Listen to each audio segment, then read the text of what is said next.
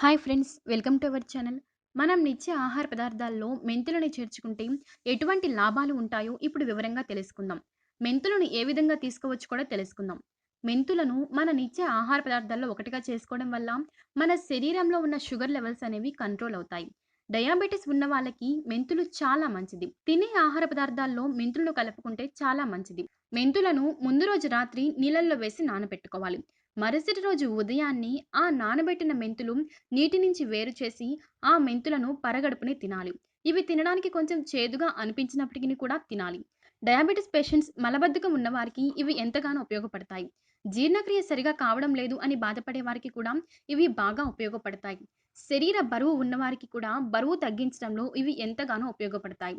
మెంతులలో fibre content అధికంగా ఉండడం వల్ల జీర్ణక్రియ బాగా జరుగుతుంది. శరీరంలో షుగర్ లెవెల్స్ ని కూడా ఇది కంట్రోల్లో ఉంచగలుగుతుంది. నానబెట్టిన మెంతులతో పాటు ఆ